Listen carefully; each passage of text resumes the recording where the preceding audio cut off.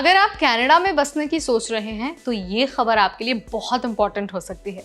दरअसल कनाडा के थंडर बे शहर में एक खास प्रोग्राम है जिसका नाम है रूरल कम्युनिटी इमिग्रेशन पायलट यानी कि RCIP। इस प्रोग्राम के जरिए आपको कनाडा में परमानेंट रेजिडेंसी यानी कि PR मिल सकता है, लेकिन इसके लिए कुछ खास नौकरियां हैं और कुछ खास शर्तें हैं जिन्हें आपको पूरा करना होगा।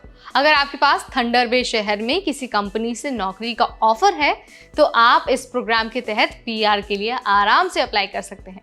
तो आज के इस वीडियो में हम आपको बताने वाले हैं कि कौन कौन सी नौकरियां आपको PR दिलवा सकती हैं और इसके लिए आपको क्या कुछ करना होगा। नमस्कार, मेरा नाम है नेहा उपाध्याय और आप देखना शुरू कर चुके हैं NBT टेक एड। तो सबसे पहले बात करते हैं RCIP प्रोग्राम की, जो कनाडा के उन इलाकों के लिए है जहां वर्कर्स की कमी है, विशेष रूप से ऐसे इलाके जिन्हें कनाडा के वर्कर्स और स्टूडेंट्स की मदद चाहिए। थंडर बे जो ओंटारियो का एक खूबसूरत शहर है, इस प्रोग्राम का हिस्सा बन चुका है। अगर आपको किसी रूरल इलाके में जॉब मिलती है तो आपको PR आराम से मिल सकता है। ये मौका उन वर्कर्स के लिए है जो थंडर बे जैसे शहरों में काम करके कनाडा में परमानेंट रेजिडेंसी चाहते हैं। अब आप ये जान लीजिए कि थंडर बे में किन लोगों को PR मिलने वाला है। अब देखिए, सवाल तो यहाँ पर ये उठता है ना कि भाई PR प्रोग्राम का हिस्सा बन कैसे सकते हैं, किन लोगों को इसका फायदा होने वाला है। तो देखिए, थंडर बे शहर ने 5 खास सेक्टर्स को चुना है जहाँ पर काम करने वाले लोगों को आराम से PR मिलने वाला है। चलिए आपको ना उन 5 सेक्टर्स के बारे में बता देते हैं। तो देखिए, सबसे पहला सेक्टर है बिजनेस और फाइनेंस।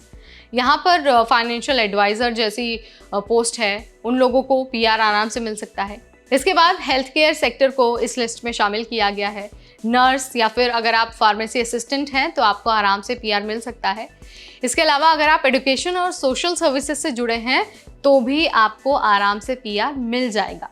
साथ ही सेल्स और सर्विसेज सेक्टर से जुड़े हुए कैंडिडेट्स के लिए भी बहुत सारी अपॉर्चुनिटीज़ है।